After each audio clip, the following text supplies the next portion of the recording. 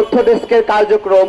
এই তথ্য ডেস্ক থেকে আমরা নাগরিকদেরকে শেখাচ্ছি যে কি কি ভারতীয় পণ্য আমাদের বাংলাদেশে প্রচলিত আছে এবং আমাদেরকে কি কি বর্জন করতে হবে। এইটা আমরা নাগরিকদেরকে বোঝানোর জন্য এই তথ্য ডেস্কের কাজ।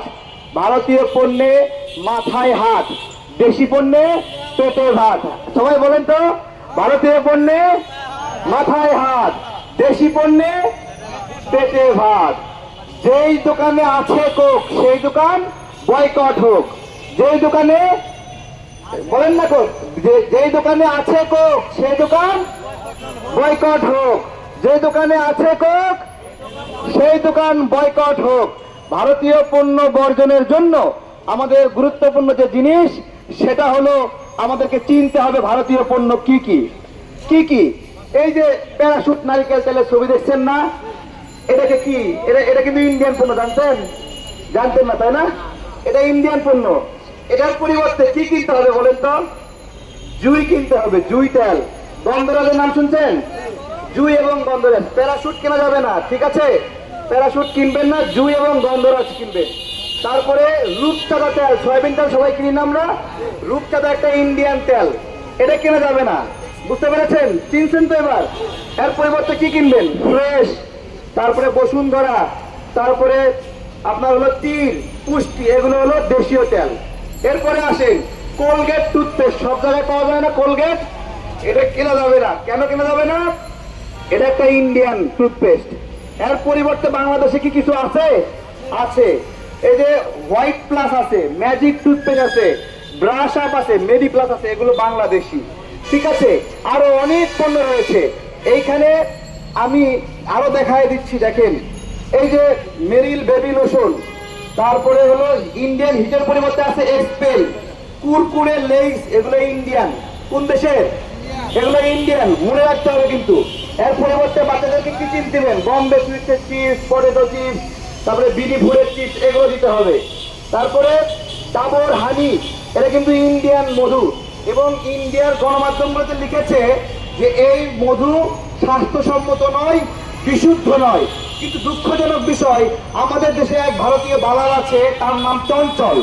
এই চঞ্চল এই ডাবর মধুর বিজ্ঞাপন করে।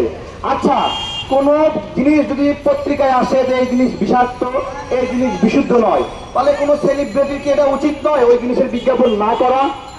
বলেন। কিন্তু চঞ্চল চৌধুরী একজন ভারতের দালাল। সে এর আগে যখন ভারত খেলায় হেরেছিল, বাংলাদেশের নাগরিকরা উৎসব করেছিল যে ভারত হারতে খুশি হয়েছে। ওই সময় চঞ্চল চৌধুরী বলেছিল ভারত হারলে যারা খুশি হয় তারা নাকি পাকিস্তানের অনুসারী। চিন্তা করতে পারেন, ভারত হারলে আমরা কেন খুশি হই? ভারত হারলে আমরা খুশি হয়ে আমাদের সীমান্তে নাগরিক হত্যা করে, আমাদের নদীগুলো বন্ধ করে দিয়ে আপনার হলো সব শুকায় গেছে।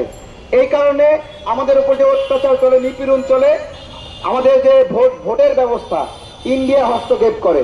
এই জন্য আমরা ভারতের পণ্য বর্জন করছি, ভারতকে অপছন্দ করি। ভারত যদি হারে আমাদের একটা ঈদের দিনের মতো লাগেনি? ঈদের দিন এই ঈদ নিয়ে বলেন আমাদের ঈদ কেন?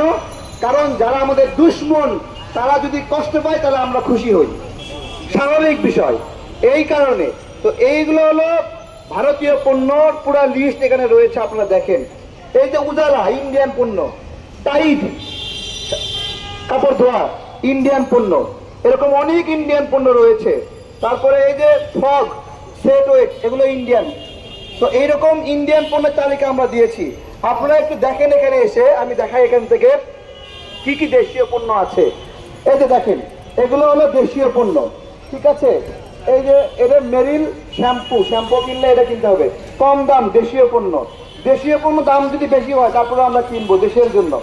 তারপরে ফ্রেশ পানি, দেশীয় পানি। আমরা অ্যাকোয়াভিনা এবং কিনলে এগুলো কিনবো না, সস্তায় দিলেও কিনবো না। ওরা সস্তায় দিয়ে আমাদের খাওয়ায় পরে গিয়ে দাম বাড়িয়ে দেয়, কৌশল। তো এটা আমরা কিনবো না। আমরা এই যে বসুন্ধরা তেল কিনবো, আমরা হলো এই যে তীর কিনবো, আমরা পুষ্টি কিনবো, তারপরে আমরা এই যে ম্যাক্সকোলা, তারপরে এই যে মজো, ফ্রেশ, এগুলো আমরা কিনবো। এগুলো আমরা কোকাকোলা কিনবো না, পেপসি কিনবো না। তারপরে সাবানের মধ্যে লাক্স সাবান কিনবো না, আমরা লাক্স এগুলো কিনবো না।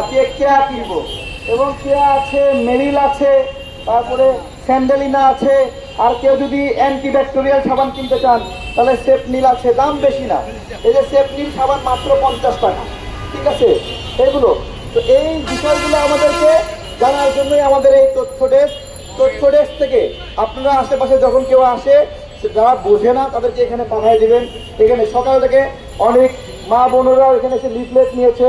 আমাদের লিফলেটগুলো কোথায় দাও তো একটু, এই তো লিফলেট, এই যে এই লিফলেটগুলো আপনারা একটু রাখবেন, দেখবেন এখানে লেখা আছে আমরা কি কি ভারতীয় পণ্য বর্জন করছি, কেন করছি, কারণগুলো লেখা আছে।